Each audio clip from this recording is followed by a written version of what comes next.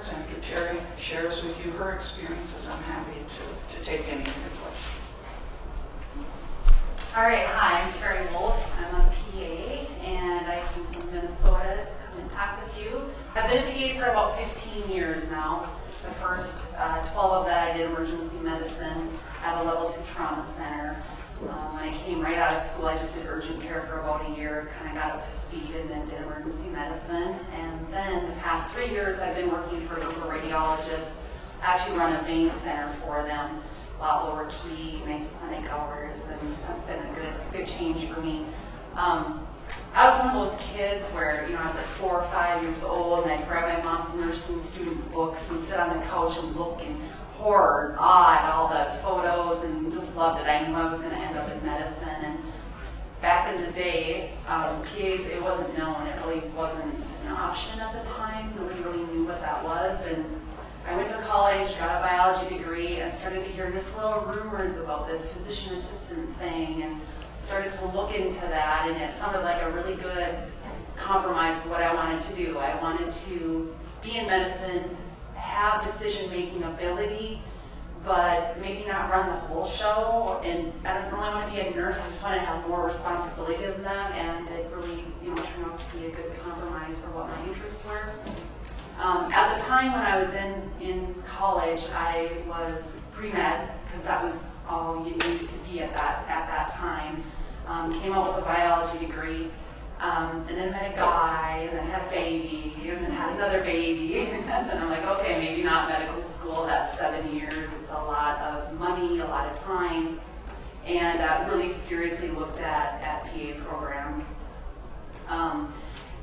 The beauty of it is it's in 2.5, 3 years, you come out with your master's degree and you're ready to hit the job market, ready to go. At the time that I went, they did take associate's degrees, I believe, but I think most of them now at this point are bachelors. You have to have a bachelor's to get in. You have to take the GRE or the MCAT. You need those scores. You need some medical experience to get in. It's pretty competitive at this point. It's about as easy to get into medical school as it is PA school. One thing to really look at is why do you want to be a PA versus being a physician? Because they want to know where your heart lies and why you're doing what you're doing. They don't want you to be a med school reject, and so then you're going to PA school. PA school kind of needs to be where your heart really lies. So I applied and I got in, and I packed up my 2-year-old and my 8-month-old and went to Chicago and went through the PA program. It's intensive. It's just like going to medical school. I was in classes right alongside other medical school students, and it's shorter, more intense.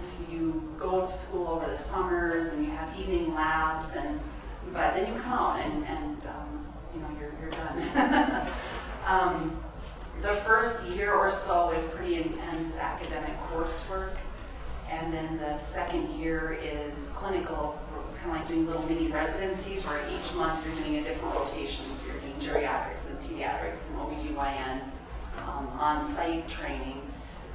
After that, you have to pass boards and get licensed within your state. Each state has different licensing regulations and so forth. And then you're ready to go. The real benefits I see to being a PA is just being able to do what you want to do in 2 to 3 years. Your debt load is less, and you hit the job market faster, and you're doing what physicians do. You do the same job. I like the flexibility. Like I said, I started in ER medicine. Now I'm with radiologists. If I want to go do pediatrics next month, I can switch jobs. If I want to go do orthopedics, I can go do that. And you just get on-the-job training, and you can experience a lot of different specialties. Whereas if you're a physician, you have to redo your whole residency if you want to switch specialties. So it's nice to have that kind of flexibility and to be able to change up what you're doing. I also like working in collaboration with physicians. So if I have a question, if I have an issue, I always have somebody to contact, whether they're on site with me or just a phone call away. I have somebody to bring those questions to, which is really nice. Being a PA, it's a great job, but there are some things you gotta kind of take into account as well. I tell people that, you know, it's all the guts, but maybe not all the glory. You know, you do what a doctor does. You're working those long hours. Sometimes you're just not quite recognized. You know, you walk into a room and say, "Hi, I'm Terri, I'm the PA." They're like, "Well, where's the doctor?" I'm like, "Well, I'm kind of your doctor for today." And you have to kind of explain who you are sometimes. And the other thing I found, to be real honest, you know, working in an emergency department, it was me and probably 4 or 5 ER physicians, and the cool trauma cases come in, but then they tell me to go see the 80-year-old with constipation. That's what I get to do. Or go take the raisin out of the 2-year-old's nose, or, you know, that's the kind of case. I mean, you have to be ready to do some of this gut work sometimes, which is okay for that. I actually do love it all. But, you know, if there's anything you might want to do that might put you a little bit ahead of some other people to get into PA school, is really get out there and get some medical experience. There's lots of entry level jobs that will, you know, give you that. I was a phlebotomist for a summer during school, where you just go around and draw blood from patients. I worked in a newborn nursery taking care of the babies. I worked in an ER doing the splints and wound scrubs and that kind of thing. So if you can get some experience like that, shadow a PA.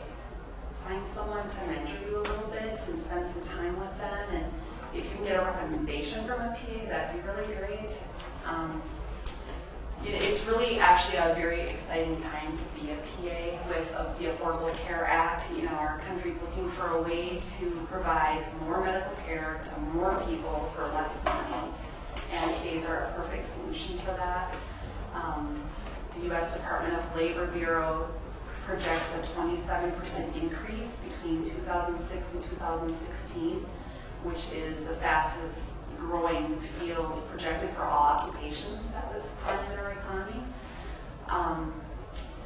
In 2010, CNN Money said that PAs, that's the second best job in America. And more recently, in 2012, Forbes magazine said that the PAs is the #1 master's degree to have for getting a job. So it's got a really exciting future. The average salary right now for a PA is about $102,000.